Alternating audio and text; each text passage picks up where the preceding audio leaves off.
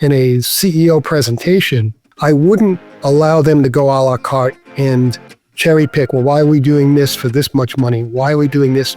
No, collectively, if you want me to make this number, these are the things I need to do. Allowing all my costs to be within one particular budget allowed me to be nimble throughout the year on adding things, dropping things, whatever I need to do to make my numbers. Healthcare in America isn't just complex, it's chaos, with the information and power stacked against employers and patients. On Margin of Care, we set out to rebalance that scale. On this episode, we're sitting down with someone who's led hugely successful initiatives in nearly every part of the healthcare ecosystem. Brian Marcotte started his career managing benefits for massive employers like Marriott and Honeywell. He went on to serve as president and CEO of the nonprofit Business Group on Health, where he collaborated on healthcare strategy with, count them, 74 Fortune 100 companies. He now serves as an advisor to no fewer than 8 innovative healthcare solutions, including brand names like Lantern and Sword Health. Brian has sat in pretty much every seat at the table, and that's given him a singular perspective on how to design and get buy-in for innovative benefit programs that enrich the well-being of the employee population and keep costs in check.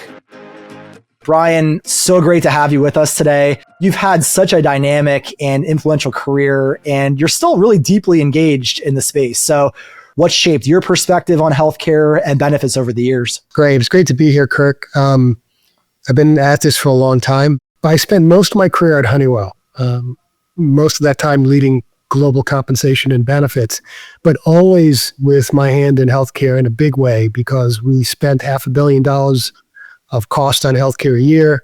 We had, I had 2 CEOs who were willing to let you push the envelope on innovation as long as you made your numbers. It was all about making your numbers. But it allowed me, they gave me the air cover to do some innovative things. And for the last 7 years I was at Honeywell, I had to be flat from a cost perspective. Coming out of Honeywell, I was frustrated with the pace of change. And while I would go to bat for the companies we were working with, I was a single employer out there trying to get health plans to share data, trying to help these solutions get traction in the market because we thought they were good solutions. And I was on the board of Business Group on Health for 12 years, and they had asked me if I wanted to run the organization. And what I liked about that opportunity is, one, I loved the organization. Two, it gave me a wider lens into how the spectrum of employers think, because you have as you know, you have trailblazers, you have early adopters, you have employers who won't make a move without their consultant or health plan telling them what to do next. And then you have a very conservative group of employers who will, slow to move until the market moves. And so we saw all of that. You mentioned the fact when you were at Honeywell that you were tasked and you were given the air cover, which I appreciate you sort of raising, because I think oftentimes, HR teams might feel a little bit hamstrung about what they're able to do. What are some of the things that you were given the air cover to do and that you essentially had a chance to try, and maybe some of the things worked and maybe some of the things that didn't work? Yeah, I think the first thing is rolling everything into one single budget. So, for example, we'd have our strategy discussions in the late May, June timeframe, and I would get locked down on what we were going to do for the upcoming year. But in those sessions, I would get agreement on everything I wanted to do. Everything was in that budget. So my net number, whether it was being flat or 2% 1 year, whatever the case may be, whatever that net number was, it was all in. Communications, implementation cost, consulting cost, any data mining capabilities, everything was all in that budget. I think the first thing that hamstrings a company is having things that will influence the net impact of your total cost of care sitting in a separate budget, which can be expensive in that budget, but are dropped in a bucket in a overall healthcare budget. So the first thing, allowing all my costs to be within one particular budget allowed me to be nimble throughout the year on adding things, dropping things, whatever I need to do to make my numbers. And the other thing I would do in a CEO presentation, I would present, I knew the number I had to meet, and as I said, the last 7 years it was being flat. I would show him the net impact of all the things I'm doing. I wouldn't allow them to go a la carte and cherry pick. Well, why are we doing this for this much money? Why are we doing this? No, collectively, if you want me to make this number, these are the things I need to do. And it's all in. It's all in. Those things allowed me to be nimble and the flexibility to do the things I do, not only the setup for the coming year, but throughout the year. Because at the end of the day, this is not just an annual enrollment event. When I'd get into the new year, I had a whole list of contingency things I could do in case I was going to run hot the budget. And that's something we could talk about because there's a lot of people running hot the budget right now. And so I had those in my hip pocket if I needed them. But I could pull things out if I didn't think they were working in the middle of the year, as long as they weren't affecting plan design.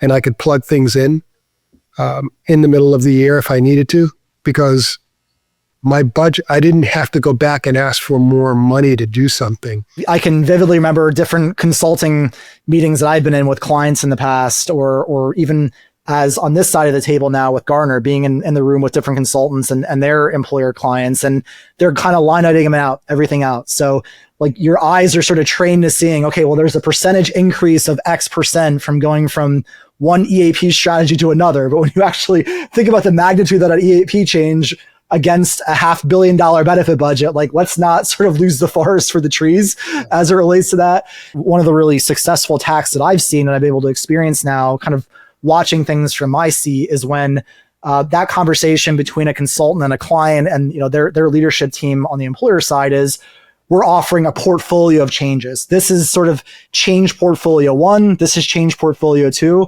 Especially for those leadership level discussions, we don't need to get into the nitty gritty level of details, but showing the overall magnitude when you sort of total in your consulting costs, your technology costs, your ben admin costs, and how that's going to impact your overall, HR and benefits budget is such an impactful way to do that. So I love the advice you just gave there, Brian.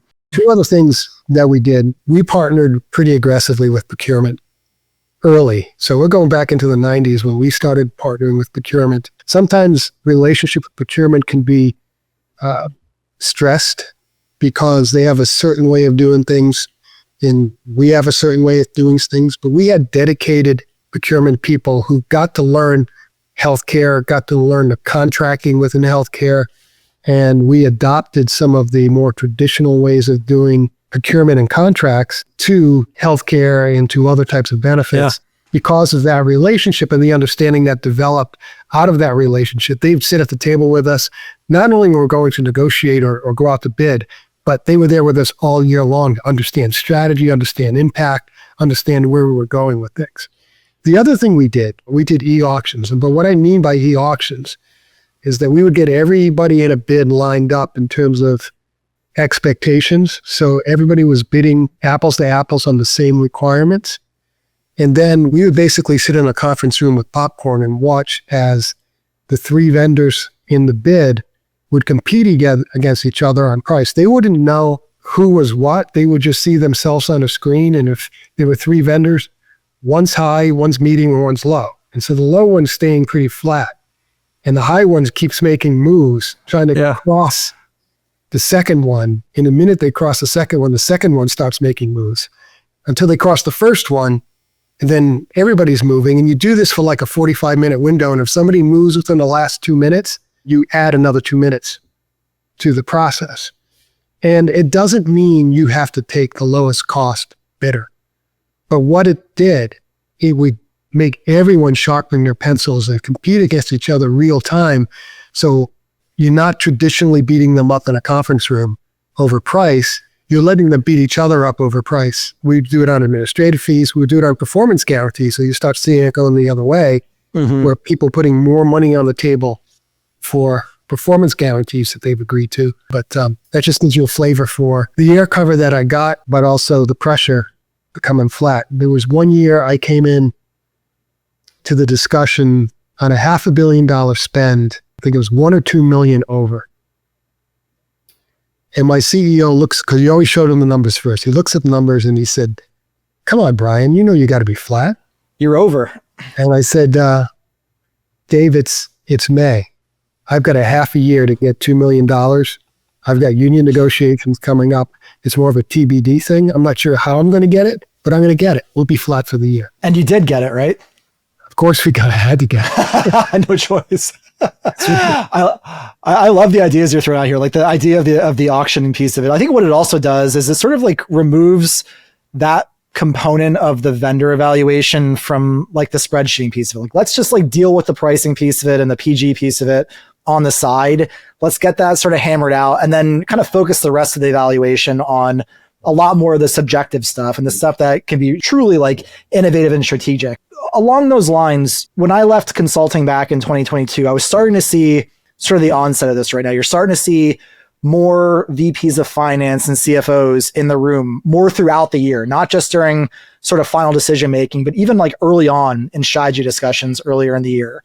You're also starting to see a lot more accountability of the point solutions and the vendors that employers had in place, and actually like holding their feet to the fire, saying like, are you actually doing what you told us that you were going to do when we, the employers, selected you as a vendor? I'd be curious from your perspective, what has been the biggest shift in the way that employers are thinking about benefits as you sort of think about being in the room for those conversations? When you have an HR person walking into a CEO's office with spending $500 million on healthcare, you want to be joined at the hip with your CFO and your controller, because your CEO is going to be looking. If you want to influence your CEO, you want your CFO nodding. That's the biggest hurdle I need to get through in that meeting, is my numbers align with my finance organization. But in terms of what I'm seeing emerge is, given the trends we're seeing, the cost pressures employers are seeing right now, a doubling down on solutions that are demonstrating and backing up ROI, and beginning to trim solutions that aren't. You want to be able to see your vendors not only demonstrate how they will achieve an ROI, but also put their money where their mouth is. And the easiest way to get an employer to sign up is to de-risk it for them. If they can't deliver, it's not going to cost us anything. So it's all upside. One, it makes it easier for the employer to sell it internally, but it also demonstrates that you have confidence in your ability to actually make these numbers. And I think you will see more and more companies and more digital solutions moving to de-risking and outcomes-based pricing, because they have to.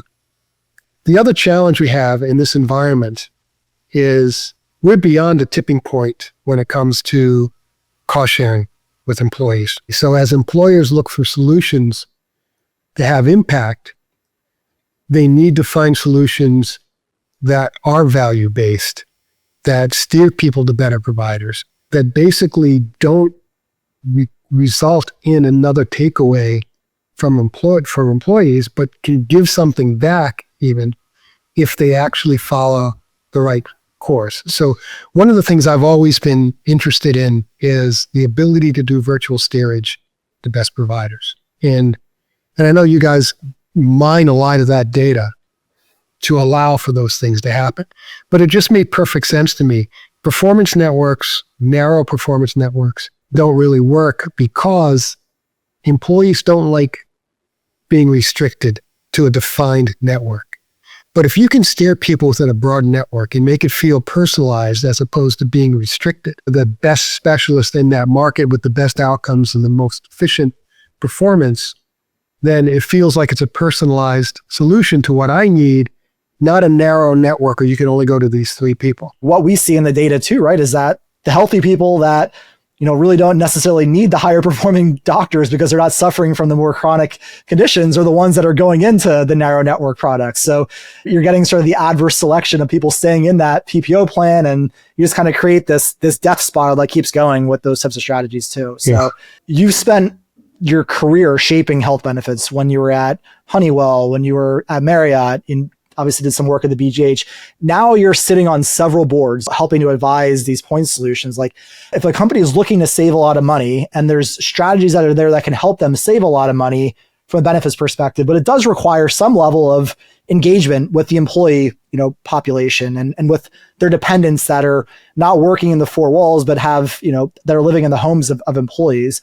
Like, what would your advising be to a point solution? What would your advising be to an employer who says like, we just don't have the ability to communicate it like it probably needs to be communicated in order to actually drive the ROI that this program can promise? For me, it always starts with use cases, right? You need to make it relevant to me as a patient. If I was diagnosed with cancer, what would I do? Where would I go? How would I get started? If I had significant back pain, would I go to a physical therapist? Where would I go for care? If I can explain that, here's how the traditional experience would be. Here's how it would work through this solution.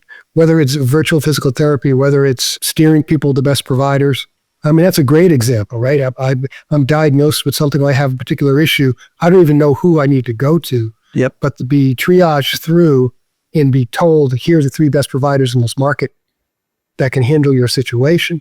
I can put myself in the position of that person. I can see the outcome on an individual use case basis, and I can see how that extrapolates that up to impact on total cost of care. Those use cases become extremely important to allow a benefit leader to explain it to its HR leader or to its CFO or to the CEO or to the employees as to why this makes sense for us as a company to implement, and it makes sense for an employee to take advantage of.